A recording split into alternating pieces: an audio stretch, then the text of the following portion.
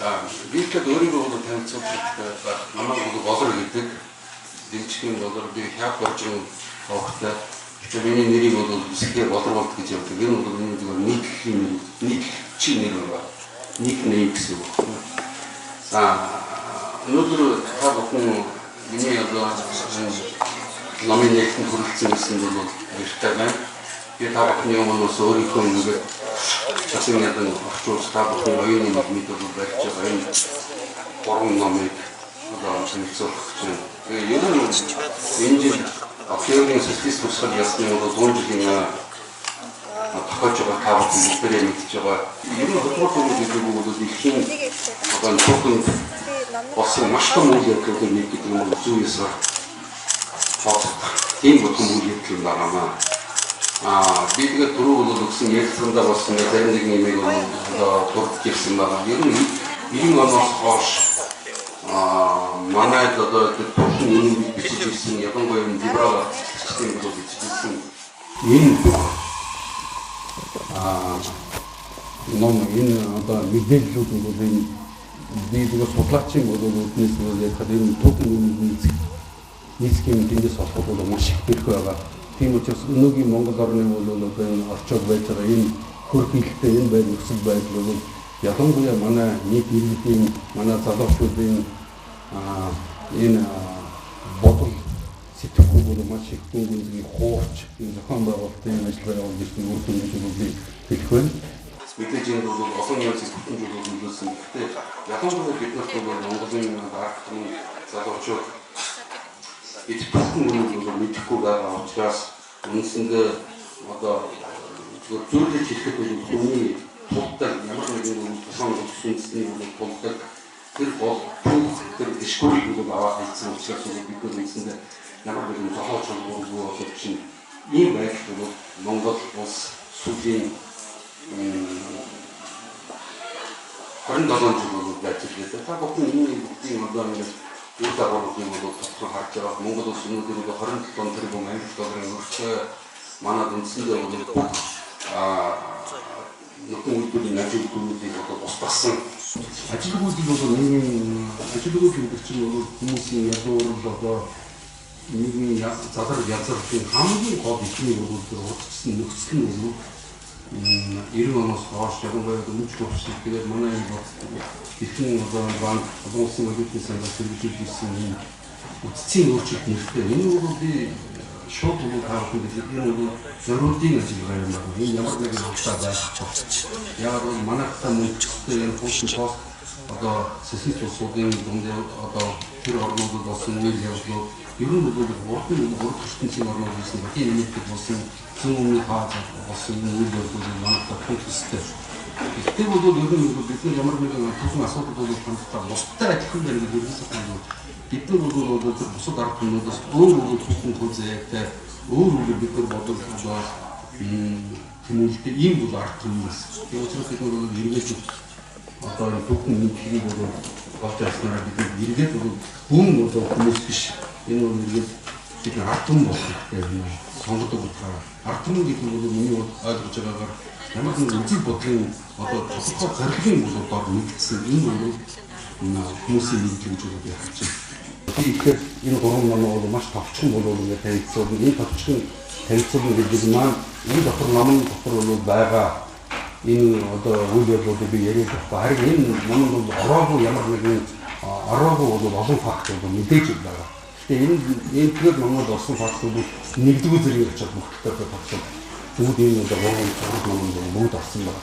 Энэ гурван ном бол үндсэндээ ихэнх хоёр нэгдүгээр дайн тэрний дараа бол одоо тэрний дундуур болсон Октябрийн тусгал тэрний дараа бол болсон үйл явдал тэгээд ихэнх хоёрдугаар дайныг бол болсон болж байгаа. Тэгээд ихний номын нөхцөл зэрэг бол энэ 1917 Октябрийн тусгалын нууц гэдэг энэ нууцлыг задлуу тусгай үйл ажиллагаа төрийн үйл хөдлөл гэсэн энэ ном байна. Энэ номыг Оросын төв судлаач, геополитик судлаач мөн бол факт великий отечественный гэдэг намын улс төрийн намын номтөрлөгч Николай Викторович Сталин бичсэн байна. Энэ намыг бол яагаад ингэ сонгож авсан бэ гэвэл яг нэг сүүлийн 20 гаруй жил бол би яг одоо энэ улс төрийн дэлхийн улс төр манай бусдын яриад байдаг бол хамгийн гол нь дэлхийн улс төрийн бодлогыг хэлсэн. Бодлого гэдэг бол тэр бодлого байж байгаа юм хүний цаашдын заавал бол хүн бүхий яриад байдаг юм бодлого сэтэл байдаг. Энийг бид нар бол судалж эндээ бол бүхний бүлчин бол бусад тэр энэ бодлогыг бол явуулж байгаа улс үндэстний үндэсний төрөгч энэ бүлэглүүд бол ямар арга замыг хэрэглэдэг юм бэ? Энэ бүгд чинь бол бид нар сүүлийн ялангуяа бол 27 жил сурталчилсан байгаа шиг үнээр бол бид нар одоо бидний бол чөлөөтэй болох гэж байгаа юм гэсэн энэ бол асуултанд энэ бол судалснараа бид нар өөрөө хариулт юм болов уу гэж харж байна. Осон иргэний таны түүхийн үнэн ба худал дамжуур гэсэн юм байна. За гурав дахь ном нь болохоор дэлхийрийн нөөц гэдэг юм байна. Манай охин бол зарим нь уншсан баг тийм. Тэгээд би энэ гурван номоо бол ингээд эхнээс нь давхан товчхон бол ингээд танилцуулаад явъя. 1913 оны 12 дугаар сарын бол ихсээр Америкийн нэгдсэн улсад холбооны нөөцийн систем гэж энэ одоо банк байгаа. Тэр бол өнөөдрийн байдлаар долларыг үйлдвэрлэдэг тэр одоо үйлдвэр гэсэн үг. 12 бол одоо аржины банкнуудын ийм тогтолцоог бол нийтэд нь холбооны нөөцийн систем гэдэг. Тэр бол бүхний Америкийн нэгдсэн улсын конгрессээс одоо багтсан Америкийн нэгдсэн улсын үндсэн хуулийг ноцтой зөрчсөн юм бол үйлдвэрлэл үндсэндээ 100 гаруй жил үргэлжилжсэн шүү дээ. Харин та нар сонирхоод үзэх юм бол Америкийн нэгдсэн улсын үндсэн хуулийн дээр Америкийн нэгдсэн улсын мөнгөнд хөндөг долларыг зөвхөн бол одоо конгрессийн мэддэг байна. Мөн конгресс бол одоо энэний үн цэнийг тогтооно гэсэн ийм утгатай бол заах дараа тэндээс бол ороод шалгахч болно. Тийм учраас энэ бол 1913 оны 12 дугаар сарын 23-ны өдөр бол Америкийн нэгдсэн улсын конгрессээр одоо холбооны нөөцийн акт байдаг ийм хуулийг бол албан ёсоор оруулж бас олон янзын бол энэ зарилын үйл ажиллагааны одоо үр дүнд батлуулж авсан л та. Тэгээд тэр үед бол сонгогдсон байсан Woodrow Wilson гэдэг нэг ерөнхийлөгч одоо тэр гарын үсэг зурснаар бол холбооны нөөцийн акт гэдэг энэ хууль бол хэрэгжиж байгаа. Энэ хуулийн гол үр дагавруудыг энэ номнуудаа яаж холбогдож байгаа гэсэн тэрээс зүйлүүд бол боолрол Америкийн нэгдсэн улсуудын ард түмний сонголтоор гардаг конгрессийн бүрэн эрх мэдлээс гараад хур хэсэг банкируудад шилжчихсэн байна. Энэний дараа бол ханаа дахиад анзаарах хандуулга 1913 оны 12 дугаар сарын сүүлд Зулсрын баяраас болохоос өмнө 3 хоногийн өмнө энд нэг зүйлийг бол одоо ингээд сонирхолж хэлэхэд ер нь бол манай одоо энэ манайгийн одоо бүлэглэл гэж ярьж байгаа. Ер нь бол манайхны бол одоо энэ хоёр нам хоёулаа либерал байхгүй. Нэг нь барууны либерал, нэг нь зүүнний либерал байна. Хоёулаа бол хоёуланд нь ардчил гэдэг юм байх ёстой гэж тийм улс төрийн одоо чиглэлтэй тийм үзэл баримттай хоёулаа зах зээл гэдэг юм хоёулаа зөвшөөрсөн юм. Энэ бол зөвхөн бол гинийн улсуудын нүдэнд хоёр тал юм шиг ингээд харагдаад байгаа бол тэр хоёрын хоёулаа нэгдсэний одоо нэгдсэний хоёр хар гэж байна. Тэгээд би буцаад бол энэ асуудлын логикгүй эргээд ингээд авах бол тэрийг одоо хэсэг бүлэг улсууд бол долларыг бол одоо өөрсдийн хэмжээгээр үйлдвэрлээд хэвлээд тэгээд Америкийн нэгдсэн улсын холбооны засгийн газар зээлдүүлдэг байхгүй. Тийм учраас өнөөдрийн Америкийн нэгдсэн улсын холбооны нөөцийн банкас зээлсэн энэ мөнгө бол өнөөдөр 21 триллион гэж хэлж байгаа шүү дээ. 21 Нэгдүгээр хэлбэл бол дэлхийн бусад улс үндэстнүүд бодит баялагийг бол бүтээдэг. Тэр бодит баялагийг үнэлдэг тэр цаасан одоо тэр солилцооны хэрэгслийг бол хэсэг бүлэг улсууд өөрсдийн үзэнжээр үйлдвэрлэдэг мөн тэрний үн цэнийг тогтоох.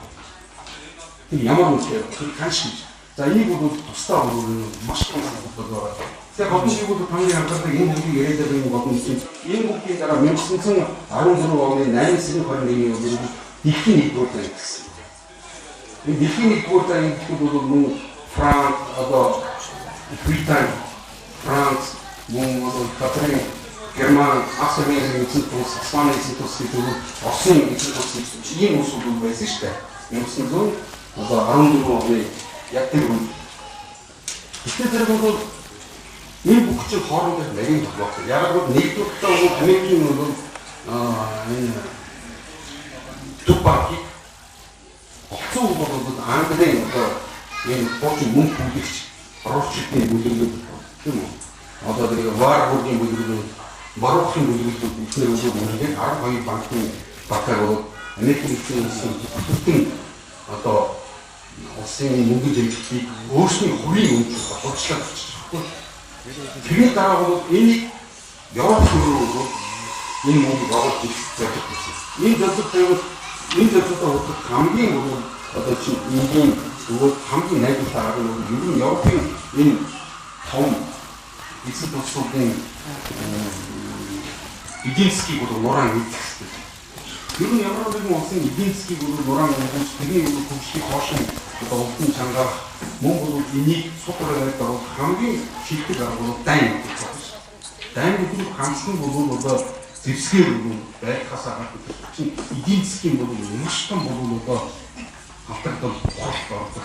Тэр дайн хийж байгаа улс бол гадны талаас бол мөнгийг ямар нэгэн бол мөнгө бусад одоо бараа шавар тэр дайны үнэтэй гэдэг буусан зэвсэг мөн тэгээд хүмүүсийн мэддэг одоо чинь тэр хайрны болоо хоцлох энэ бүхнүүдийг батлах ямар ч одоо чинь нөхцөл хөдөлгөөний хэмжээний зээл авдаг. Яг тэр зээлүүдийг доллараар гэсэн багтуул. Нэгдүгээр бол би дахиад хэлэхэд Америк нэгдсэн улсын бол одоо энэ төв банкыг гартаа хийсэн улсууд дэлхийн нэгдүгээр дайныг үүсгэх хамгийн гол хүчин зүйл нь эндээс. Энийг хийхдээ би дахиад хандуулахад Америк нэгдсэн улс гэдгийг бид нар одоо нэг тусгаар тогтносон бие даасан улс гэж харахаасаа илүү миний зүгээс судлаачийн байсаар юу гэсэн тэр бол үнэхээр бас л одоо нэг талаараа санхүүгийн тусгаар тогтнолоо Лондонд бүрэн алдсан гэж байгаа байхгүй.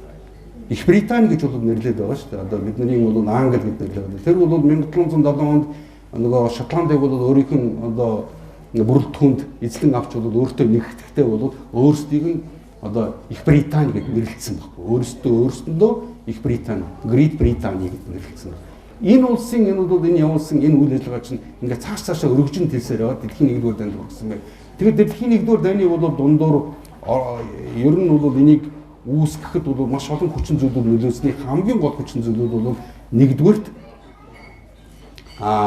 тэр долларын ямар нэгэн бусад орнуудын эдийн засгийг долларжуулах хэрэгтэй байсан. Нэгдүгээр долларыг би хангалттай хэмжээгээр үйлдвэрлэдэг, хангалттай хэмжээг би хэвлэн гаргадаг болчихсон бол миний тэр долларыг хүмүүс улс үндэстнүүд авч хэрэглэх шаардлагатай болсон. Тийм учраас дэлхийн нэгдүгээр дайн үдсэн ийм шалтгаантай юм шүү гэдгийг би та нарын анхааралд хэлэх хүсэж байна. За тэгээд Орос энэ дайнд ингээд өөрийн эрх татагдан орсон. Бас нэг зүйлийг анхааруулахад ер нь дэлхийн дайн дандаа далайн улсууд их газрын улсуудтай тийм дайн маш өргөн хэмжээний гүн гүнзгий тийм дайныг олон жилээр хийж байгааг та анзаарах хэрэгтэй. 1914 оны дайн, 1939 оноос 45 оны дайн ч гэсэн яг энэ хэлбэрээр явагдсан. Одоо яг энэ зорилгоор мэдээж энэ дотор янз бүрийн оролцох талуудын янз бүрийн жижиг сажиг тийм зөрчил мөн жижиг сажиг ийм сэтэл зорилгууд байсан хэдий ч хамгийн гол юм энэ байна. За тэгээд ер нь дэлхийн нэгдүгээр дайныг чинь ер нь англ-саксууд гэж бид ярьдаг. Англ-саксууд гэдэг нь ер нь англиар ярьдаг ийм улс гүрнүүд гэсэн. Энэ дээр юуны төрөн бид нар Их Британи нэг ойлгох хэрэгтэй. Дараа нь Америкийн нэгдсэн улс. Тэгээд чинь Австрали, Канада, Шинэ Зеланд гэдэг энэ улсууд биш дээ. Энэ улсуудыг бид нар англи гэж. Үндсэндээ өнөөдөр тэдний ноёрхол өнөөдрийг хүртэл хэвээрээ байж байгаа. Энэ зөвхөн өөр хэлбэрээ өөрчилсөн, нэрээ өөрчилсөн байгаа болохоос тэдний ноёрхол одоо хүртэл байж байгаа.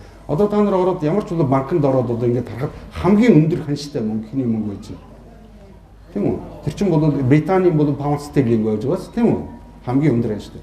Тэрний дараа доллар байгаад. Энэ өнөөдрийн яг тэр геополитикийн энэ эренбэр гэсэн үг байхгүй юу? Эренбэр гэсэн.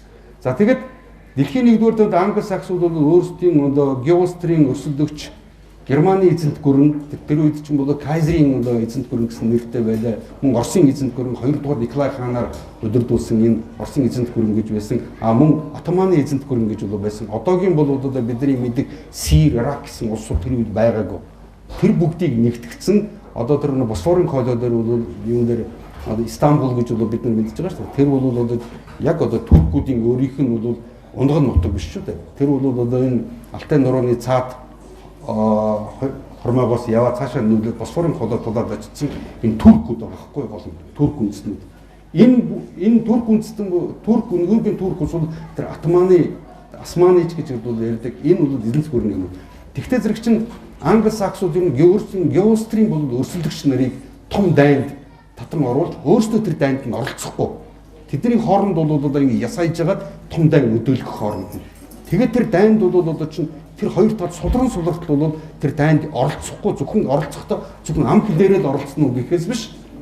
Яг одоо чинь цэрэг бол ажиллаж мөн эдийн засгаа бол тэнд бол бодох үүсгэн ийм зорилгын үүднээс хийгдэж явсан байхгүй.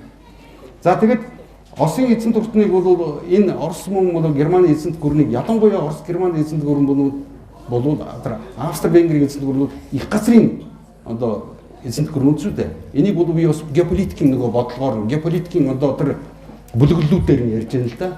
Одоо нөгөө талд нь болох чинь англосаксууд далайн их гүрнүүд байх юм тийм үү? Их газрын одоо эзэнт гүрнүүд Отtomаны бол одоо Османы эзэнт гүрэн, мөн Австри-Венгрийн эзэнт гүрэн, Германы эзэнт гүрэн, Оросын эзэнт гүрэн эдний хооронд бол дэлхийн нэгдүгээр дайныг бол өдөөс юм аа.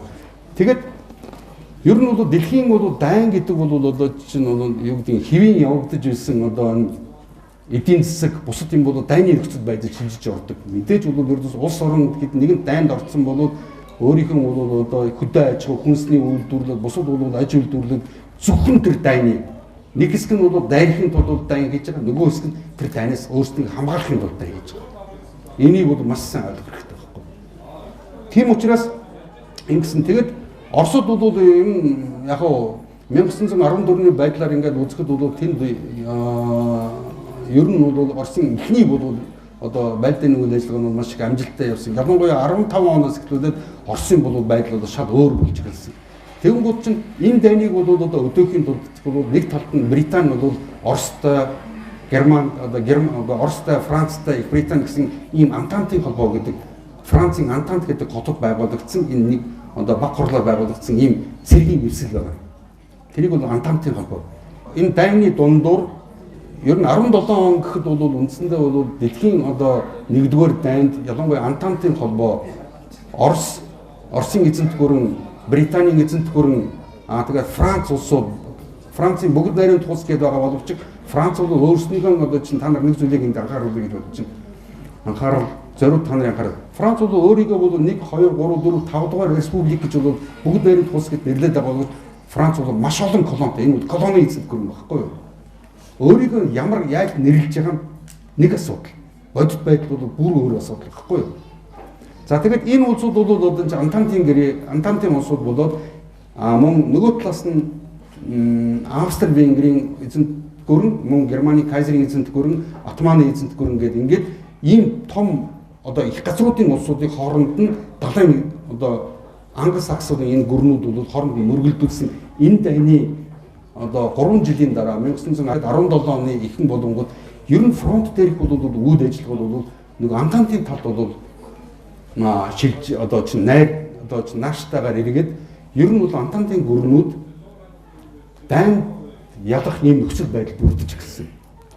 Тэр Антантын гэрээг бол байгуулахдаа Британийн эзэнт гүрэн бол ер нь бол та бүхэн мэдж байгаа. Хэрвээ түүхийг ингээд үздэг юм бол тэр чинь 18 дугаар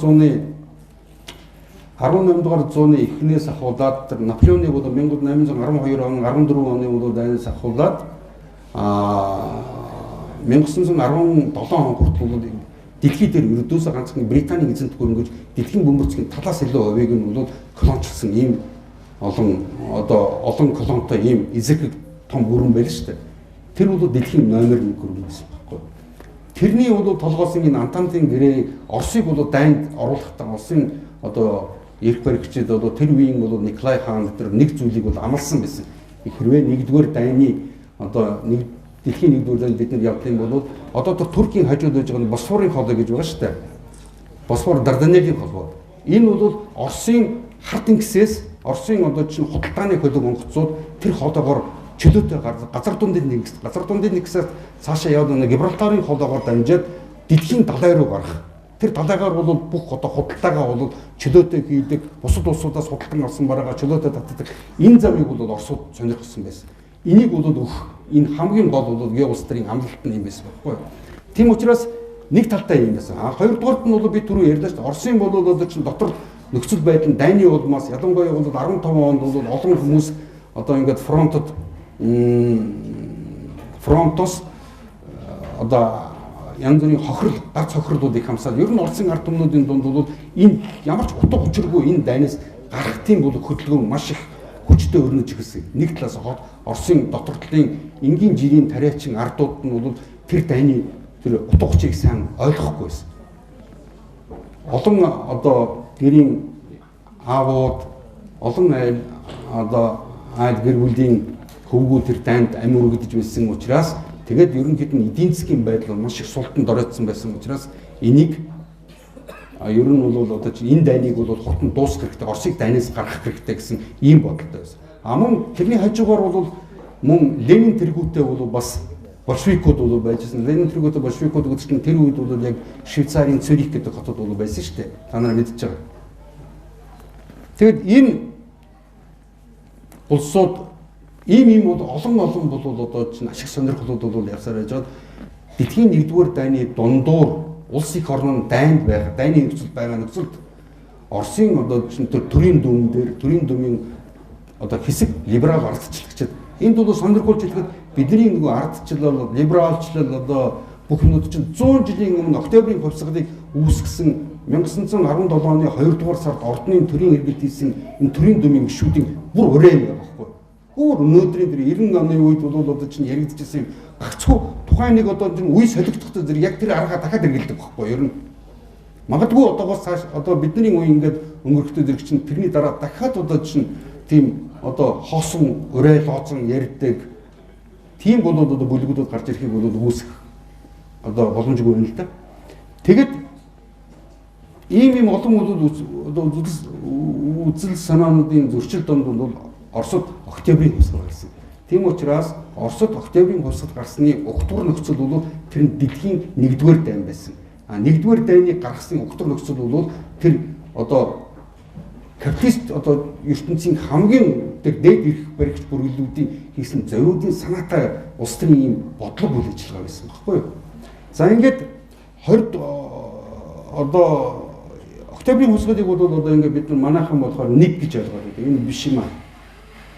Октябрийн хувьсгал 17 онд гарсан Оросд гарсан хувьсгал бол 2-р сарын хувьсгал гэж тийм хувьсгал байгаа. Би сая ярьлаа. Тэрийг бодоход төрийн дуумын хэсэг одоо чинь ардчлагч барууны талыг баримталдаг. Баруун шиг байх ёстой гэж боддог. Бүх амьдралаа барууны тэр хэв загвараар тэр үзэл судлаар явуулах ёстой гэж энэ бол үзэл сурталыг зүтгүүлдэг. Нэг хэсэг одоо хөрөнгөтэй баян ийм улсууд нэг парламентэд сууж ирсэн одоо баячууд өнөөдрийн яг одоо Монголын одоо нөхцөл байдал шиг байсан. Хоёрдугаард бол одоо мөн Оросд Москвагийн, Петербургийн бол баяжсан ийм хөрөнгөцсөн нэг хэсэг ийм одоо бүлэг давхаргууд байсан. Тэд нар нь болохтой зэрэг Оросын нөгөө самодержавие гэж ярьдаг шүү дээ. Оросын эзэн хаан тэр хаан бол өөрийнх нь шийдвэрийг өөрөө бие даан гаргадаг, бүх хариуцлагыг өөрийнх нь тулгуугаар хариуцдаг ийм засаглалын хэлбэр байсан байхгүй юу? Хаан цэцгийн хэлбэр байсан.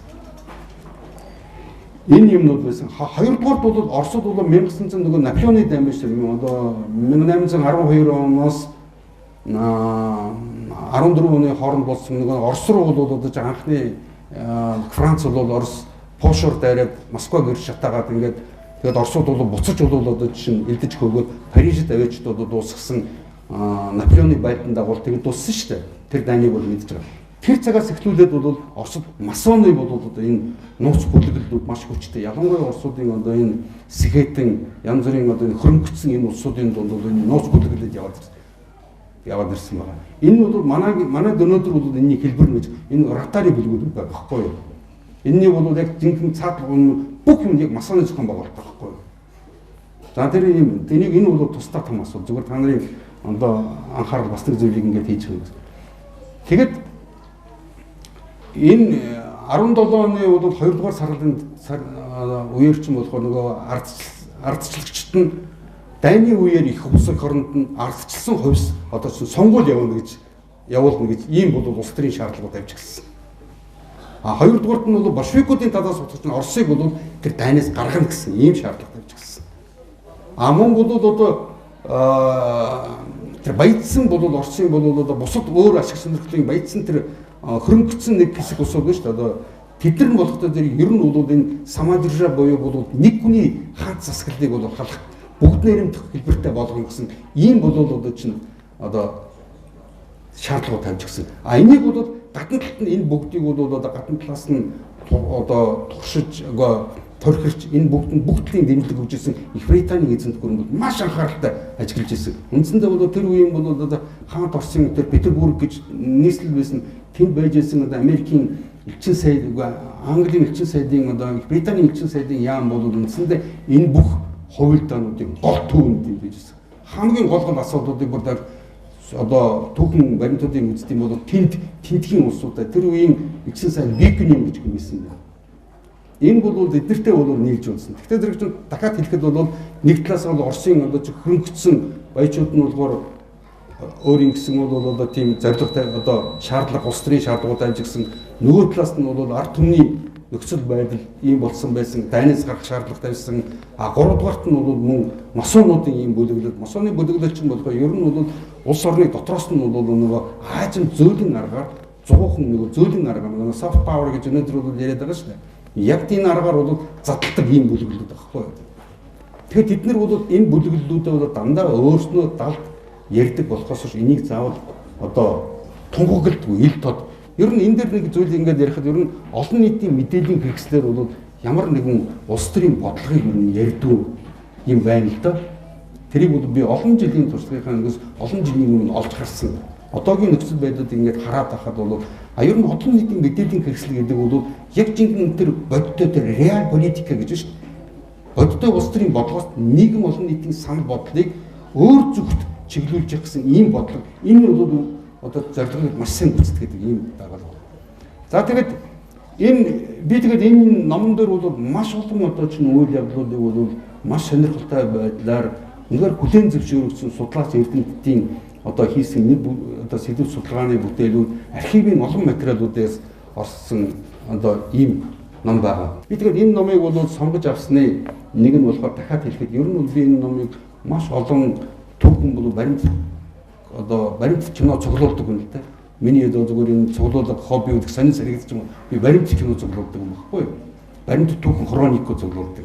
А мөн одоо энэ тийм бол маш олон одоо улс орны одоо Германы тэгээ Францын за Америк нэгдсэн улсын за Оросын олон эрдэмтдийн одоо ном судалгааны бүтээлүүдийг уншиж үзээд тэгээд дараа нь бол энэ Николай Викторович Стариковын бол одоо энэ бичсэн энэ ном бол яг тэр улсуудын одоо тэр ном бүтээлүүдэд орсон тэр гол үйл явдлуудыг маш зөв логикийн холбоонд хийж энэ бол уншигчдад судлаач гэдэг чинь одоо юу гэдэг нэг сэдв бүтээлийг уншихад маш түүхтэй, маш олон ишлэлтэй ер нь судлаач хүнд уншихаар энэ бол нэг одоо шинжлэх ухааныг хэлбэршүүлсэн гэдэг утгаараа энэ нийтлэгч гэдэг энэ утгаараа бол бичсэн маш их одоо чухал баримтуудад орсон энгийн бол одоо байдлаар имийг хүнд маш их нарийн түүхэн үйл явдлуудын эдрэнүүдийг энгийн тайлбарсан ийм ном байгаа. Хоёр дахь номонд орё гэж бодож байна. Энэ бол Оросын иргэний дайны юм түүхэн үнэн ба худал домог. Энэ бол Монгол улсын түүхтэй бол гарцаагүй бол холбоотой энэ ном байна. Эннээс бид бүхэн нөгөө 1937 оны одоо энэ либерал ардчлагчдын бол бахираад байгаа тэр цус хядлага гэдэг байгаа шүү дээ. Энийний түүхэн одоо чинь ямар одоо ухтур нөхцлүүд байсан юм бэ? Түүхэн бүрэлдсэн байсан тэр зөвхөн бол одоо чинь Оросын төдийгүй тэр Оросын бүс нутгийн Евразийн одоо энэ орон зайд үргэлжлсэн нөхцөл байдлууд, улс төрийн нөхцөл байдлууд, дайн тулааны нөхцөл байдлууд ямар байсан? Мөн тэр үеийн одоо чинь большевикуудын явуулж байсан энэ бол бодлого үйл ажиллагаа нь яг ямар байсан, хэн ямар хариуцлагыг хүлээх ёстой гэдэг энэ талын одоо судалгаа бүтээлүүдийг бол энд байгаа шүү гэдгийг танаар зориуд бол зөвхөн тэмдэглэж анхаарч хандуулахыг хүсэж байна л да. Энийг бол яасны дараа болохтой мэдээж энэ номон дээр бол би бас зөвхөн сонирхолтой гэдэг интернет холбоотой хоёр ном гаргах гар бол би одоо судлаж бол бичиж эхэлж байгаа. Тэгэхээр энэ бүгдийг уншсны дараа сая хүн бол нөгөө манай 37 оны одоо хэлмэгдүүлдэг байгаа юм бол бид нар бол учрыг ойлгох байхгүй. Өнөөдөр бол одоо яг өнөөдрийн Монголын одоо нийгэм бүрэлдсэн байж байгаа нөхцөл байдал бол үнэхээр төсвөршгүй хүнд байдалд бид нар байна л да. Манай хүн амын дийлэнх юм. Өнөөдрийн манай Монголын нийгэмд бол та нар цэвэрлэгээ хэрэгтэй байгаа зүг цэвэрлэгээ. Тэгвэл та нар хэлмэгдүүлэгч болчихж байгаа байхгүй. Тэгэж бодож ч болохгүй. Өнөөдрийн либерал тэгж байгаа шүү дээ. Тэгэхээр бол энд байжсэн улсууд чинь одоо юу гэдгийг ямар нэгэн манай одоо чинь яг би нэрийг хэлээд байгаа нэг тийм одоо нийтлэлчүүд шилдэг нийтлэлчүүд байдаг шүү дээ. Тэд нар чинь бол большевикуудыг бол орсуудыг болохоор хүний мах иддэг хүүхдийн цус уудаг хүмүүс шиг л сурталчилж ирлээ шүү дээ. Тэгээд энэ би бол та нар бас нэг анхаарлыг ингээд хандуулаад ер нь бол барууны загварын энэ ардчлал гэдэг үг одоо демокраси гэдэг үг чинь цэвэр Оросыг үзэн ядг үзэл дээр суурилдаг үзэл шүү дээ. Ер нь тэгэхээр тэрэн дээр бол мэдээж бол олон алдаанууд байсан. Нүгэл гэхдээ зүгээр алдаанууд нь хэд байсан, ололтууд нь хэд байсан гэдэг нь бол 10-90 харьцаатай байхгүй. 90% ололттой, 10% алдаа эмдэглүүд байсан. Ер нь хүн төрөлхтний бол сүүлийн 2000 одоо 17 оны зүгээр одоо зүгээр ингээд Григорийн тооллоор бол яваад гэж хүний бичигдсэн түүхэнд хүн төрөлхтөн өөрөөр амьдарч болох юм байна гэдэг энэ үйл санааны тэд нэр хэрэгжүүлэх гэж үзсэн байхгүй. Хүн өөрөөр амьдарч болдсон юм байна. Улс нийгмээ өөрөө зохион байгуулж болдсон юм байна. Заавал хин нэгнийг ямар нэгэн хэлбэрээр мүлжихгүйгээр бүгдээрээ хамтын улсаа байгуулж болох юм байна. Энэ санаа. Би бол зүгээр ингээд зарим нэгэн улсууд бодож иж магадгүй би өөрөө коммунист биш, коммунист байгаагүй, миний эцэгч коммунист байгаагүй. Одоо бол харин энэ санааг бол одоо ингээд судаад үзэхэд энэс авах юмнууд бид нар зөндөө байна. Энэс бодоод энэний алдаа оноог нь авахгүй юм зөндөө байна бас. Энд тийм учраас ямар нэгэн юм гэдэг чинь нэг бол тасгал, нэг бол цавцгаан юм байна гэсэн ийм бол төрдөөсөө юм хүн төрөлхтний дүү хүний амьдрал угаасаа ийм байдаг юм байна л та. Тэгвэл зэрэг ер нь бол зүгээр ингээд товчхоо ингээд хэлэхэд бол дэлхийн тэгээ нэгдүгээр дайны дундуур одоо Австри-Венгрийн эзэнт гүрэнд нэг Сараевод болсон Австри-Венгрийн эзэнт гүрэн гэдэг чинь одоо Балканы хойгийг эзэлсэн байсан ийм маш том одоо олон үндэстнүүд орсон. Бидний өнөөгийн мэддэг Словак, Чех одоо бусад Румын энэ гэж улсууд байгаагүй шүү дээ. Тэд нар чинь бүгд Австри-Венгрийн эзэнт гүрэнд байсан ийм гүрнүүд. Тэгэд тэр дотор бол одоо чинь Австрийн өөрийн одоо хаан ширээ залгамжлах Фердинандыг бол Сараевод явж байхад нь нөгөө Босны хэсэг залуучуудаар Босныг одоо чинь манайхны янз бүрийн одоо ийм хөдөлгөөнүүд гэдэг чинь одоо үндэслэх хөдөлгөөнүүд тэр үндэслэх хөдөлгөөнүүдийг одоо далдаас удирдах байгаа хгүй тэр чинь мэдхгүй харанхуйгаар нь дамжуулаад одоо чинь тийм болохгүй болох нь хэлгэж байгаа хгүй тэр чинь тэгээд Австри-Венгрийн одоо эзэнт гүрний хаан ширээ залгамжлагсан Фердинанд Эрцгерцог Фердинандыг бол Сараевод алуулсан байхгүй юу. Энэ бол дэлхийн 1-р дайны нөгөө гол гохыг нь анх гарсан энэ үйл явдал энэ байхгүй. Гэхдээ энэ дайны өмнө энэ дайнд орохын тулд чинь мөн энэ геополитикийн том тоглогч нь өөр өөрийн гэсэн бол одоо хүсэл сонирхолтой, өөр өөрийн гэсэн амбицтай, өөр өөрийн гэсэн эдийн засгийн зорилготой ийм усуд байсан. Гагцхуу тэрийг одоо чинь яа шийдэх вэ гэдэг энэ арга замыг эргэлж хагаад тэгээд тэрийг нь гадна талаас нь бас л нөгөө далайн их гүрнүүд ер нь бол өнөөдрийн байдлаар бол аваад үзэхэд бол хэрвээ надаас хэрвээ асуудын бол дэлхийн номер 1 гүрэн хэмбэ гэхэд бол өнөөдрийн Америк бол харах юм биш байхгүй яг санхүүгийн дээр энэ чинь Британи байхгүй. Агцгүй юм чинь мэдэгдэхгүй дандаа юмны ард байдаг байхгүй. Ер нь өнөөдрийн бол реал политик гэдэг чинь бол би дахиад хэлэхэд олон нийтийн мэдээллийн хэрэгслээр явдаггүй байхгүй. Олон нийтийн мэдээллийн хэрэгслийг уншиж ялангуяа одоо ч манай зарим нэгэн гинэн улсууч кино үзэж энэ тэр түүхийг тэргээр тэр огт тийм биш. Кино гэдэг бол одоо чинь кино найруулсан хүн дээр та яагаад ингэж үзүүлээд байгаа юм бол би зүгээр уран сайхан чинь ингэж л харж байгаа нэг гэж байгаа байхгүй. Тэгэхээр тэр түүхэн үнэндээ ямар ч хамаагүй байхгүй. Ихэнх тохиолдолд. Энийг бол манайхан бол маш сайн ойлгож ухаарах хэрэгтэй гэж бодож байна. Тэгэд энэ дотор бол тэгэд энэ Австри-Венгрийн эзэнт гүрэнтэй бол ингээд дайн хийж байгаа үед бол тэрэн дотор яг Оростой адилхан бол үнэн алдар шашинтан улсуудын дотор байсан. Та бүхэн мэдж байгаа Серб тийм үү?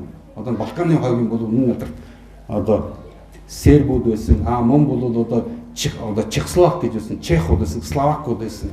Эдгээр болохтой зэрэг чинь ер нь бол одоо бид нар энэ дэлхийн дай ингээ болж байна. Бид нар нэг шашинтай улсуудын өмнөөс дайдахгүй гэсэн зорилгоор бүр одоо юу гэдэг анги нэгтгэлүүдээр бол Оросын одоо эзэн хааны цэрэгт айранд бол бууж гисэн багхгүй юу?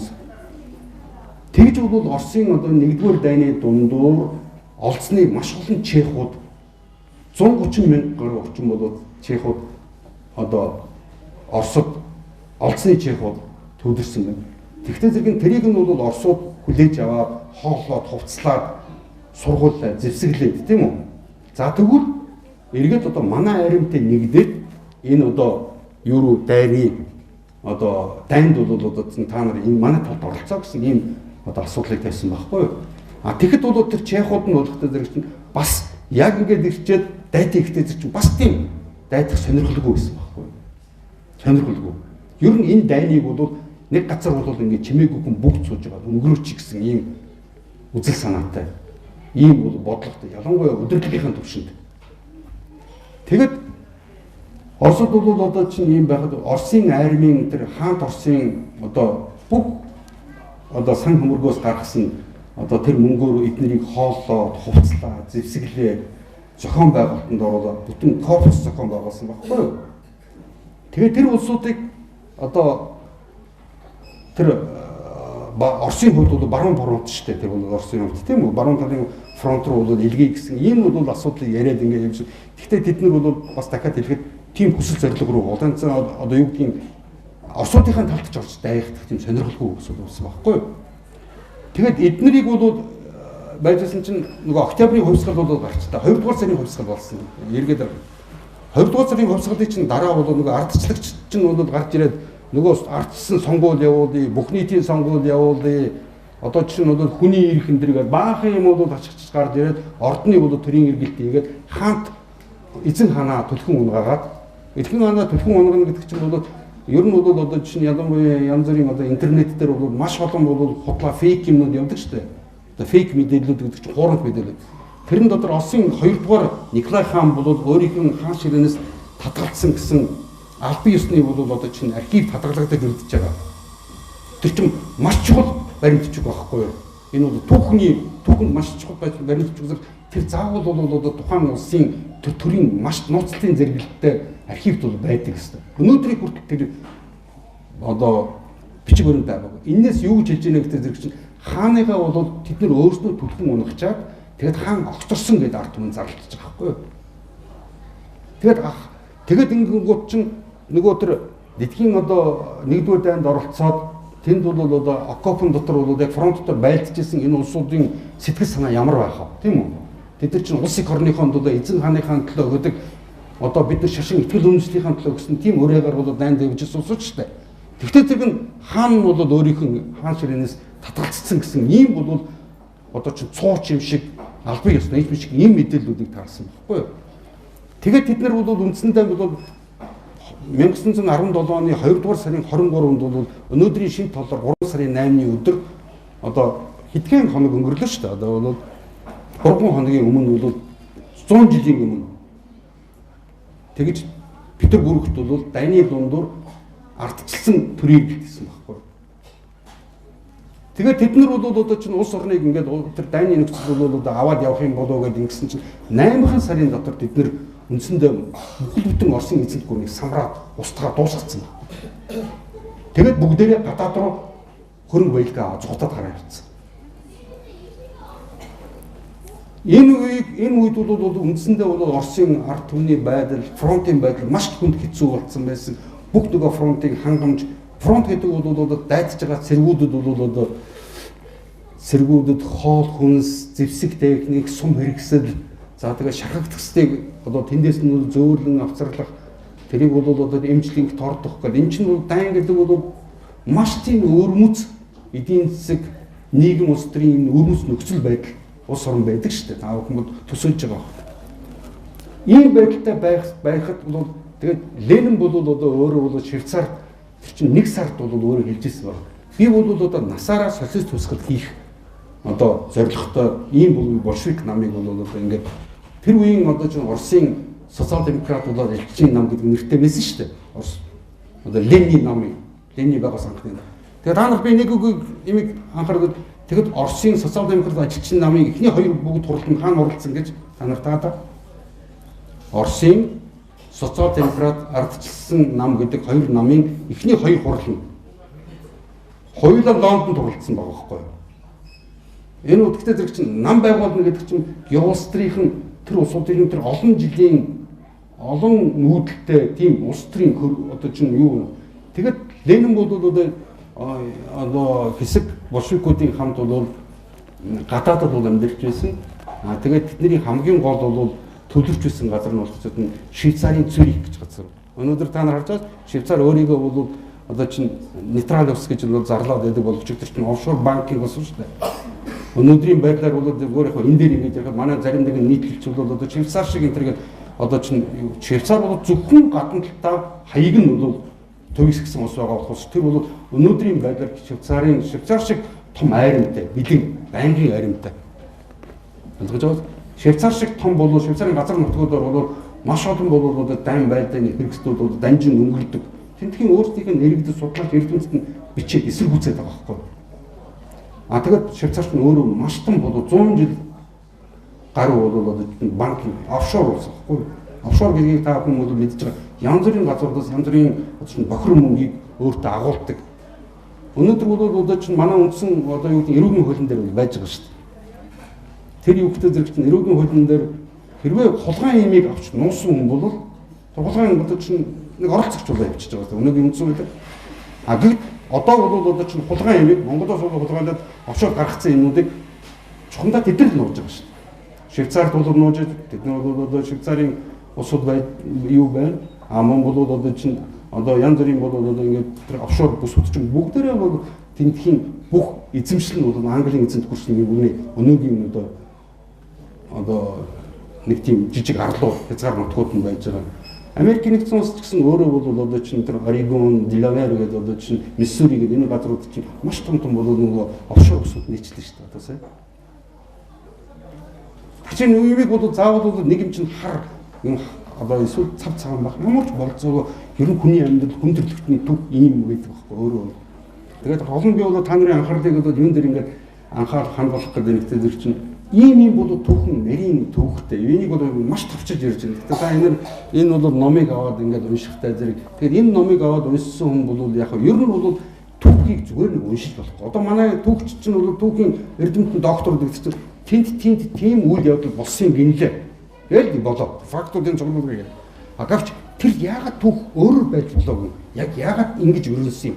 Энийг өрнүүлэхэд чинь ямар улсууд энэ түүхийг бол яг энэ голдролууд түлхсэн юм? Ямар бол ашиг сонирхлын зөрчлүүд, ямар ашиг сонирхлын одоо чинь цаад санаа бодол байсан гэдэг тал дээр бол анализ дүгнэлт дүн шинжилгээ хийж байгаа юм бол маш ховор байгаа. Тийм учраас ер нь бол энэ номыг ингээд аваад уншсан бол түүхэнд яаж хандах ёстой юм гэдэг хандлагыг энэ бол өөрөө бол нэг талаар ингээд номыг аваад үзэх энэ чинь сурах байгаа байхгүй. Түүхийг судлах, геополитикийг судлах. Энэ бол анхны бол цагаан толгой гэж бол ойлгож болно. Би бол та нарыг тэгж бол одоо чинь бодож энэ өнцгөөс бол уншаасаа гэж бодож. Тэгэд энэ номон дээр байж байгаа олон бол баримт фактуудыг одоо интернетээр ороод бусад бол найдвартай хүсүүдээс шалгаж болно. Үнэхээр тийм юм уу? Одоо болрын яриад байсан энэ номон дээр историкийн бичээд байсан энэ юм үнэхээр тийм үү гэж бүрэн шалгаж болно. Энэ бол би бол маш найдвартай хүсвэрээс бол одоо байгаа гэдгийг би батлан хэлж чадах юм дээр. Чехууд гэж би ярьж байсан. За одоо би чехуудын асуудал руу эргээд ороод би тэрэнд чинь тодорхой нэг жижигхэн тайлбар өглөө шүү дээ. Тэгээд чехууд бол ийм бодолтой байсан. Тэгээд тэгсэн чинь большевикууд нөгөө 10 дугаар сард октябрийн хөсгөл гэсэн. Октябрийн гэдэг чинь монголоор бол 10 дугаар сарын 1917 оны 10 дугаар сарын хөсгөл гэсэн тийм орос үг шүү дээ. Октябрь гэдэг чинь 10 дугаар сар гэсэн үг тийм үү?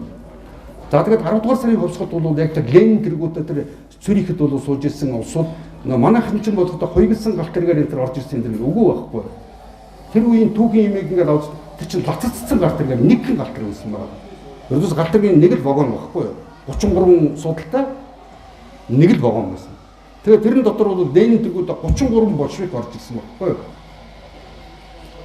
Тэгээ та нар боддоо Швейцарын одоо чинь та нар бол зүгээр ингээд Европын газрын зургийг төсөөлөдөөс Швейцар улс хаана вэ? Герман бол Орос хоёр бол дайны нөхцөл байдал байгаа шүү дээ. Тэг чи дайн хийжсэн улсын нутаг зэвсгээрээр дайруулад гэж боддоо. Би одоо чинь өөрийнхөө нутаг зэвсгээрээр ингээд дайруулад өөрийнхөө миний бол эсрэг талын дээр дайсан руугаа тэдний зорчигчдыг би нэвтрүүл. Тийм бол эрүүл хүний ухаан багт. Тийм байж болох уу? Гэвч энийг бол бас л нөгөө ер нь бол одоо чинь тагнуулын алба гэдэг чинь бол дандаа иймэрхүү юмнуудыг зохицуулж идэг. Ийм алба шүү дээ. Тусгай алба гэдэг чинь тусгай зорилготой. Нууц зорилготой. Тийм л юм гэдэг. Би тэгээд энд бас нэг зүйлийг ингээд миний зүгээр санаад байна. Нууц одоо чинь зорилго энэ төргээд ярихдаа миний санаа бас нэг зүйл орж ирээд манайх чинь бас имийг дандаа буруу орчуулдаг, буруу тайлбарладаг байхгүй. Одоо та нар бол мэдж байгаа конспираси гэсэн чинь яг юу гэсэн үг вэ? Одоо чинь ийм ойлголт байгаа ш. Конспираси гэдэг чинь гүйш ховлтой. Энэ чинь далд нууц юм гэсэн үг байхгүй да. Одоо чинь бол конспираси одоо конспиративны байр гэж байгаа ш. Манай тэр чинь манай нууцлцсан байр. Бидний уулздаг. Бид нар конспиративны одоо штаб гэж нэрлэж болно тийм үү? Энэ надаа нууц далд олон нийтэд мэдээлдэг гэсэн үг байхгүй юу? Тэгэд тэр төргөө бол одоо үйл явдлууд нь үр дагаврууд нь бидний нүдэн дээр ил байгаа. Энэ бол одоо чинь нэг одоо юу гэдгийг үйл явдал болж байгаа. Хоёр үйл явдал, гурван үйл явдал гэдэг чинь бол тэгээд 30 40 50 300 үйл явдал гэдэг чинь энэ бол зориуд гэдэг нь бол санаа тодорхой болоод эхэлж байгаа шүү дээ. Тэгэнгүүт чинь судлаач эрдэмтэд бусад энэний чинь бол дандаа нөгөө нэг одоо бусад одоо юу гэдгийг шууд биш ч гэсэн бол бусад юмнуудын одоо шинж тэмдгүүдээр нь ийм байж болох юм байна гэсэн ийм тодорхой тийм тайлбарыг хийж байгаа байхгүй юу. Тийм учраас чинь конспираси теори гэдэг чинь бол бид нар хувилдаа нь ялгаж ердөөсөө буруу орчуулга байна. Конспираси теори гэдэг чинь ямар нэгэн тийм далд одоо чинь болж байгаа далд үйл ажиллагаа бодлыг тайлбар гэж байгаа байхгүй юу. Тайлбар гэж байгаа байхгүй юу. Ийм байна гэдэг. Тэгвэл зэрэг чинь ингэж ер нь бол тэгээ. За ийм бодвол тэгээд бол энэ бүх түүхнүүд бол одоо чинь бүгдээрээ одоо чинь юу гэдэг нэг тийм олон нийтийн мэдээллийн хэрэгсэл дээр баян өдөр болгон цацаад байдаг мэдээлэл биш байгааг та нар тэгтээ зэрэг та нар ойлгож байгаа бах тийм үү? Тэгтээ зэрэг бас нэг юм. За тэгээд 10 дугаар сард бол октябрийн одоо чинь большевик тэргүүтээ одоо Цюрихээс бол одоо ингээд Ленин тэргүүтээ усууд Петербургийн одоо тэрэнд Финляндийн вокзал дээр бол ирсэн байна да. Оросын одоо нийслэл байсан Санкт-Петербург хотын одоо Финляндийн вокзал дээр бол тэр нууц богоноос тэр болохтой зэрэгч бол Германаар тэгээ Шведээр дамжуулж ингээд ороод ирж байгаа. Тэр бүгдийг бас нөгөө нууц салбарууд зохион байгуулсан байхгүй. Тэрийг яаж авсарх вэ? Тэгээд тэрэн дотор бол зөвхөн бол одоо юу гэдэг 33 ийм гадаадад одоо бэлтгэгдсэн дандаа марксистууд. Тэгээд тэндхийн дотор зүгээр ингээд сонирхолтой техникүүд тэндхийн хинхэн 90% жүүдүүд гэж байгаа байхгүй.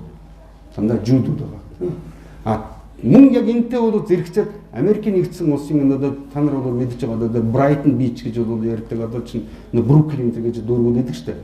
Тэнд бол дэлхийн 2 дугаар дайнаас хүмүүс ер нь бол 19 дугаар зууны 2 дугаар хасаас эхлүүлээд тэнд бол маш том болоод одоо чинь одоо энэ дорнод Европын улсуудаас дөрвж гарсан ийм дандаа бол одоо жүүдүүд маш их байдаг шүү дээ. Тэнд бол бүтэн ийм дөрвүүд байгаа байхгүй.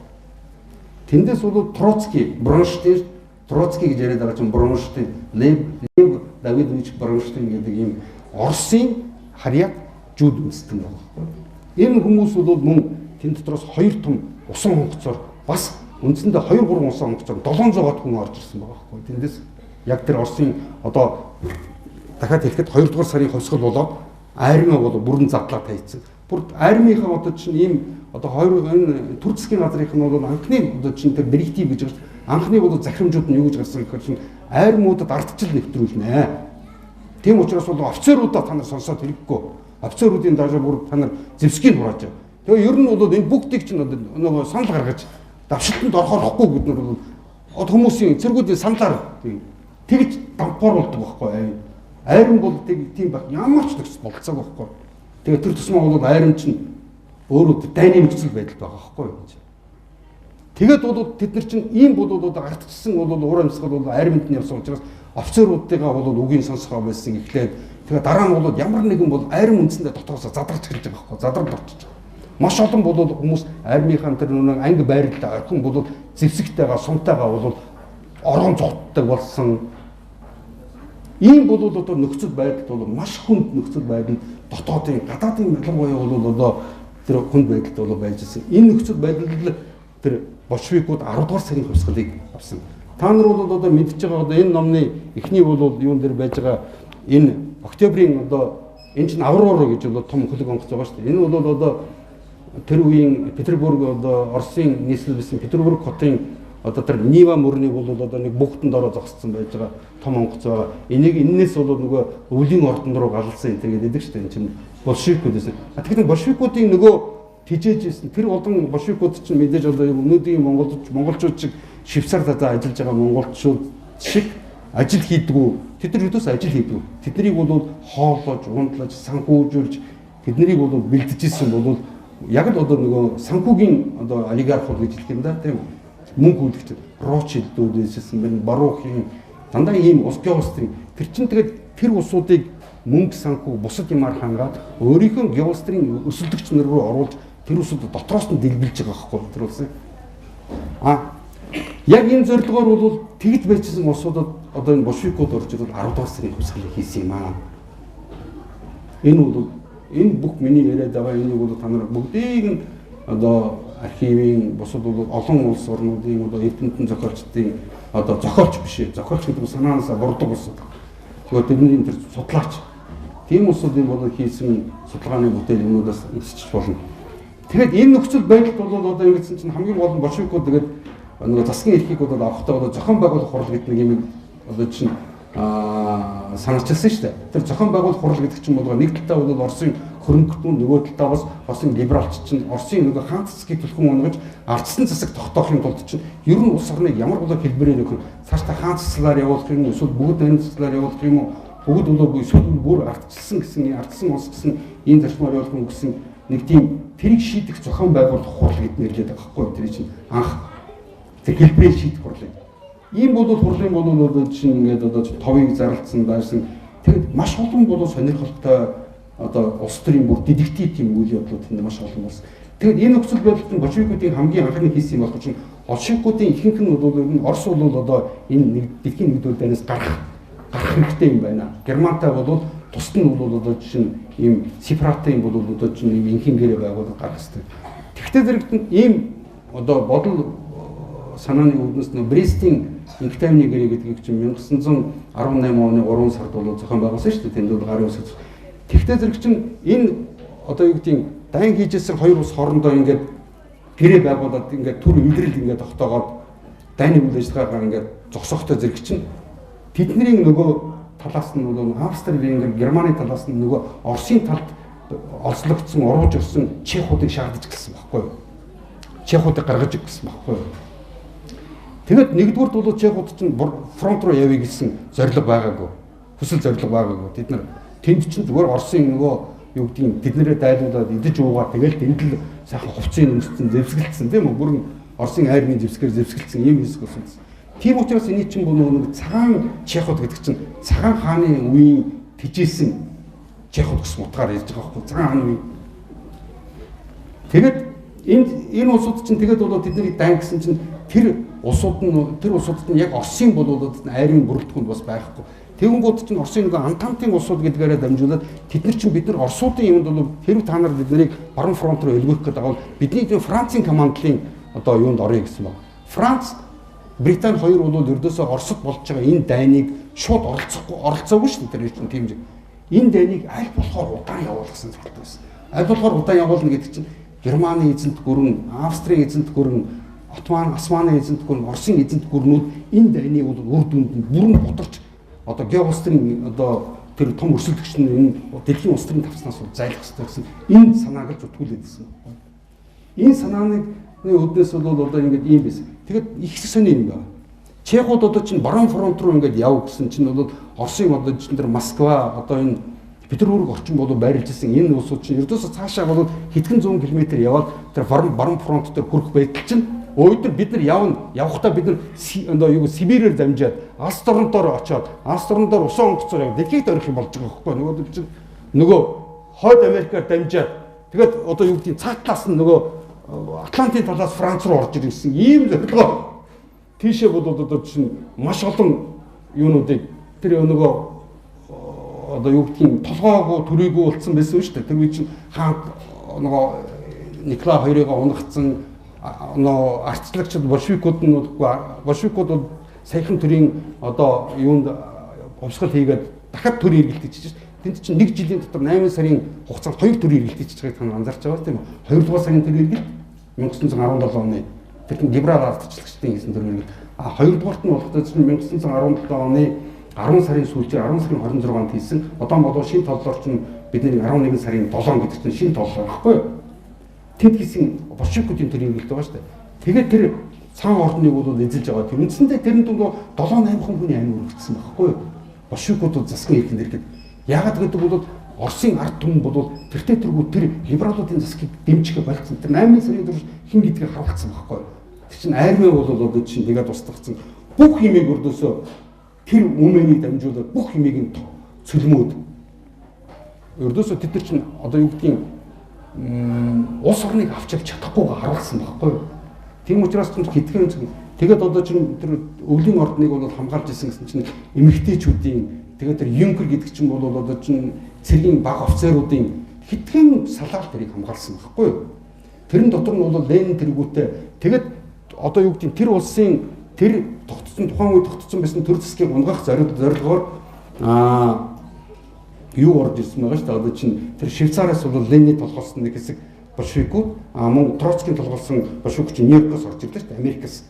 Тэд нар чинь усан онгоцоор 2-3 усан онгоцсон дамжаад Ленин бол галт тэргээр орж ирсэн. Ингээд бол үндсэндээ тэр большевикууд бол нэгдээд тэгээд 8 сарын дараа 10 дугаар сарын хувьсгал гэдгийг Петербургт хийсэн байхгүй юу? Тэгээд тэр Петербургт хийн гутаа Брестийн гэрийг байгуулсан. Тийм үү? Тэгээд Брестийн гэрийг байгуулна гэдэг чинь олон янзын юмнууд асуудлуудыг шийдсэн байна. Тэгээд иргэний дайн гарсан гол юм чинь болохтой тэр чинь тэр цагаан чехуудаас болсон байхгүй.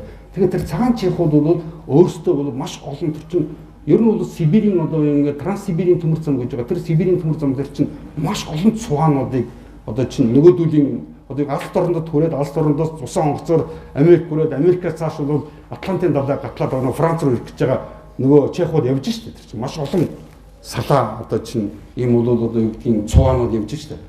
Тэгээд тэр чинь одоогийн бидний мэдэх бол Челябинский орчин болоод энэ дэр 3 сарын болоод 18-ны 28-ны өдөр цагаан чехууд большевикуудын эсрэг бослог гаргасан байхгүй юу?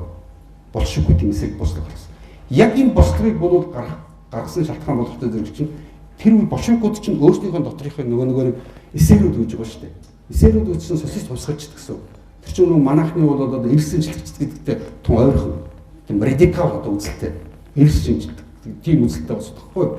Нэг хоёрдугаар бол одоо чинь бүр одоо зүүнний социалистууд гэдэг чинь дандаа тийм террорын аргаар одоо чинь Оросын олон хаануудыг дэлбэлж чадлаа. Тэгээд Оросын олон төрийн зүтгүүднүүдийг бол одоо ингээд ялангуяа бол 19-р зууны 20-р хасаас эхлээд ингээд бий болсон тийм. За одоо ингээд басна. Тим юмнууд бол нэг гарсан үднээс бол чехуудын цагаан чехуудын тэр Челябинскт гарсан энэ бол одоо бослог өмнөний үеэс эхлүүлээд Оросд иргэний дайны түн яг тэр зэгэслэгт дэгдэж эхэлсэн байна. Ийм болов олон үйл явдлууд болсон. Энэ тэгээд энэ үйл явдлуудыг бол одоо чинь хэн зохион байгуулж яаж одоо юу гэдгийг яасан. Тэгээд бол тэрний чинь дараа нөгөө Троцкий гэдэг нь тэндээс орж Бронштейний одоо захиалгаар тэдний бол одоо юу гэдгийг шаардлагаар бол Оросд интервентийн хайрыг оруулж ирсэн шүү дээ. Одоо энэ номны одоо энэ эндээс бол одоо чинь ялангуяа тэр хойд класс нь бол тэр Петербург Мурманскийн хаваар бол Британий бол том экспедицийн том корпус бол энд сэрг оруулсан байж байна. Нөгөө энд нэг зүйлийг анхааруулахад чинь Оростой тэр чинь холбоотнууд байсан шүү дээ. Дэлхийн нэгдүгээр андантын холбоотнууд байгаа байхгүй юу? Тэгээ нөгөө холбоотноо бол одоо чинь одоо юу гэдэг бусад дотроос нь дэлбэлүүлчихэд одоо тэрийг нөгөө бэлуга хуваах гэж орж ирж байгаа байхгүй юу бид нар. Тэгээд эндээс нь бол одоо Франц орж ирсэн тийм. Эндээс нь болохтой зөв чинь нөгөө Герман Австри-Венгрийн эзэнтгүүр оржсэн. Нөгөө талаас нь болохтой зөв чинь энэ Аструудын бүгд айрын босч чинь Америкийн бас экспедицийн айрын бол энд десант болгоцсон. Аструудын нөгөө талаас нь бол Японы айрын десант болгоцсон байхгүй. Тэгээд большевикууд одоо чинь бурятуудыг маш олноор нь хятсан энэ гэж ингэж ярьдаг тийм. Тэр үеийн юмуд бол судлаад үзэж хараад тийм биш юм байл. Олон маш олон эдрээд юм. Ер нь бол одоо чинь энэ бурят одоо энэ байгалийн цаадах бол тойрог тэгээ Монгол улсын хилдгийг бүр ингээд одоо чинь тулаад ирсэн байсан. Энэ чинь алс ордны бүрэн бүгд дайрын ус гэдэг ус байгуулсан байгаа байхгүй. Маш олон улсууд байна. Тэгээ тэрний бол алс ордны бүгд дайрын улсын гол одод чинь тэрийг байгуулж исэн улсууд нь болохоор Японы эзэнт гүрний одоо Японы эзэн хааны айран байгаа байхгүй. Үндсэндээ.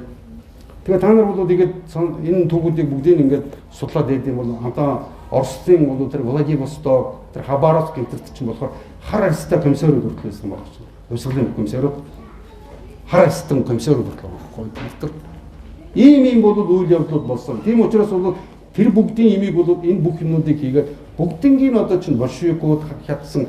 Гэхдээ энэ дотор бас нэг ганцхан үг хэлээд дуусгая гэж бодож байна. Тэр хүүхдээ зэрэг чинь юу гэж ахтай зэрэг нь ер нь большевикууд гэдгийг бол та нар бол мэдлээ. Анхны большевикууд юмсан. Тэд нар бол одоо чинь даян дэлхийн одоо социалист хувьсгал гэдэг имийг л түүх гэж явсан шүү дээ. Бронштейн чинь. Тэр хувьсгалчтай нэг нам байсан боловч тэрэн дотроос нь ялгаран гарсан одоо чинь Сталин тэргүүдээ, Варшавын тэргүүдээ Оросын гягдын эх орончд байгаа байхгүй. Эх орончд нь. Тэд нар болохтой зэр чинь үгүй. Бид зөвхөн бол одоо юу гэх юм энэ одоо иргэний дайны бол одоо хөлт ингээд нэрвэгдсэн энэ газар нутгаа бусад одоо газар нутгаа цуглуулад нэгтгээд нэг улсад дотор л социализм байгуулъя. Тэгэхээр дэлхийн бол юм бол бидэд хамаагүй гэсэн энэ зөвлөгөөг тавьсан байхгүй. Нөгөө тал нь болохтой зэр чинь адилхан өөрсдөө большевикууд нэрлж байлаа ч гэсэн одоо юу гэдгийг энэ большевик гэсэн энэ коммунист үзлийг бол ер нь дэлхийн коммунист үзэл болгох юм байна гэсэн ийм бол одоо зорилгоор яасан баггүй одоо тийм бодлого зорилгыг зүтгүүлжсэн. Яг энэ бол үзэл суртлын бол энэ хоёр заагаар большевикууд хоёр том бүлэглэлд болж байна. Тэгэд энэ бүлэглэлүүдийн тэмцэд явсаар хагаад 1937 оны хэлмэгдүүлэлт гэдэг байгаа зүйл болж сая иргэний тань сая дуусж байгаа байхгүй. Ер нь албан ёсоор бол одоо эндээс нь ингээд харах чинь 1917 оны хувьсгал 18 онд иргэний дайн эхэлсэн гэдэг чинь. Ердөөс сарын дараа ингээд эхлээд одоо 3 сараас ялгаа эхэлсэн. 18 оны 3 сараас Чехуудаас эхлээд тэгэд энэ иргэний дайн чинь бол яваад 21 оны үед бол энэ бол одоо чинь намжимал байдалд ороод байгаа. Одоо юу гэдгийг тийм далд орчоод ямар нэгэн тийм тодорхой үйл явдлуудын үгээр хуцтчаа тэгээд буцаад далд ордог ийм иргэний дайны. Тэгтээ зэрэг чинь та бүгдийн анхаарлыг нэг зүйлд анзааруулах чинь тэр үед чинь хүмүүсийн дотор маш олон улсууд бол ямар нийгэм байгуулах гэдгийг одоо мэдэхгүй байсан, ойлгохгүй байсан баг. Тэдний ер нь энийг бол ярихад ер нь тэдний большевикуудын одоо энэ социалистуудын бол тавьж ирсэн зорилго болохоор ердөөсөө би дахиад хэлэхэд хүний хүн төрөлхтний 2000 жилийн түүхэнд өөр ямар ч улс оронд одоо чинь урд нь хэрглэж байгаагүй ийм үзэл санааг л ийм үзэл санааны дор улсыг байгуулах гэсэн. Тэр нь юу гэдэг зэрэг чинь бол хүнийг ямар нэгэн хэлбэрээр шулахыг мүлжихийг мөн хүлэхгүй тийм үү? Ямар нэгэн бол үйлдвэрлэлийн одоо хэрэгслүүдийг нь бол капитал гэдэг нэрээр бол өөртөө бол завшаад хүний нөгөө нэмүүртгийг завшихгүй гэсэн ийм бол үзэл санааны дотор юу гэсэн. Тэгээд тэр улсууд нь болохоор ийм бил. Тэгээд хамгийн бас нэг эндээс нэг зүйлийг бол хангуулахад ер нь репресси гэдэг үг шүү дээ. Англи repression тийм үү? Репресси гэдэг үг ямар утгатай үг вэ? Манай монгол хэлэнд дандаа имийг буруу орчуулдаг. Хэлмэгдэл гэдэг бол монгол хүн бол сонсохдоо буруугүй хүнийг аваачаа шийтгэжтэй гэдэг л та нар бол одоо ингээд гэртээ очиод репресси гэдэг үгийг Википедиээс ч юм уу бусад одоо юунууд хайгаараа. Тэрний анхны бол утга нь бол ердөөсөө энэ чинь эмнэлгийн нэр том яахгүй да. Ямар имийг хязгаарлаж хориглоно гэж. Хэрвээ одоо чинь эмч ирээд хүнийг бол өвчтэй байна гэдгийг тодорхойлдог юм бол энэ хүнийг ийм имийг идэж ууж болохгүй. Ийм имийг тэр чинь репресс ахгүй дээ үүнд хязгаарлалт хийж байгаа. Хориглолт хийж байгаа байхгүй. Тэгэхээс бол одоо юу гэдэг юм манай 90-ад оны сүүлчүүд бол орилд бахирч ирсэн шиг тэр чинь одоо юу гэдэг юм бүх хүмүүсийг заавал хүнийх нь хувьд алах гэдэг. Одоо баг манайхны зарим хүмүүсийн ойлголтод бол баг орчинд нь бодчихжсэн тийм хязгаарч байгаагүй байхгүй. Тийм юм байсан бол энэ үл цэвэр эрүүгийн ганц нэгэн одоо тийм тохиолдол байсан. Энэ бол тэр улсын одоо чинь төрийн зүгээс явуулж байгаа бодлого үйл ажиллагаа огт биш. Энэ бол зөвхөн тэр эрүүгийн одоо манайд ч гэсэн тийм одоо бусад улс орнууд ч тийм байдаг шүү дээ. Тийм учраас чинь бол ямиг би энийг бол одоо ямар нэгэн репрессийг зөвтгөхүүдээс ярьж байгаа юм биш шүү. Тэр дотор бол маш олон. Тэгтээ зэрэг чинь Монголын бол 21 оны хувьсгал гэдгийг бол Ленин тэргүүттэй гэж байна. Ленин гэдэг чинь Ленийг одоо чинь хамгийн анхны 18 оны одоо чинь тэр иргэний дайны дундуур бол байгуулагдсан одоо ингээд засгийн газар байгаа. Тэ Большевик бол анхны бол зөвлөлт засгийн газар. Тэрний бол ардын комиссариатууд гэж хэлсэн. Өнөөдрийн манай яам багхгүй. Тэгэд 18 ардын комиссариатын газруудын бол Ленинээс бусд нь бүгд жуулдаг байгаа. Тэгээд та нар харж байгаа одоо чинь Маузер гэдэг нэг буу болж байгаа шүү дээ тийм үү?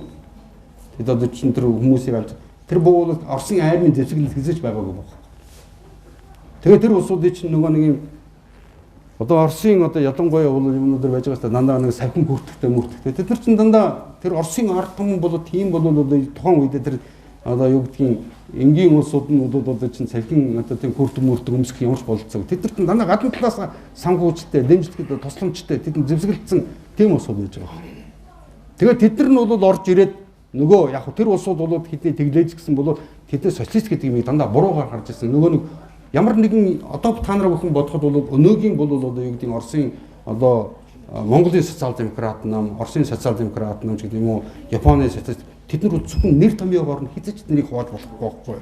Тэдний яг бодиттой явуулж байгаа тэр үзэл санаа, тэр бодлого тэрүүгээр нь юмыг сайн толгоор. Ер нь бол одоо чинь та бүхэн мэдж байгаа ер нь ямар нэг юм хялбарчиж ойлгож болохгүй байхгүй. Нэр би өөрийгөө одоо чинь юу гэдэг тэгээд нэрлэлснээр би тийм болцсон гэсэн үг биш байхгүй. Агцгүй тэр бол миний хувьд бол магадгүй зарим тохиолдолд эн чинь би өөрийнх нь бол далд санааг нууж айгүй өвтэйхэн тийм хаалтдаг байхгүй. Тийм учраас энэ бүгдийг бол би манай бас иргэд ойлгож ухаарах хэрэгтэй гэж бодож байна. За тэгээд энэ бол би хоёр номыг бол ингээ маш товчхон ярьлаа. Гэхдээ энэ гол юмнуудын тэгээ энд нь бол ороогүй юмнууд бол маш олон юмнууд байна. Тэгэхэд одоо та бүхэнд яг энтэй холбогдолтой тийм асуултууд тэрийг гаргуул би хариулъя гэж бодож байна л да. За баярлалаа.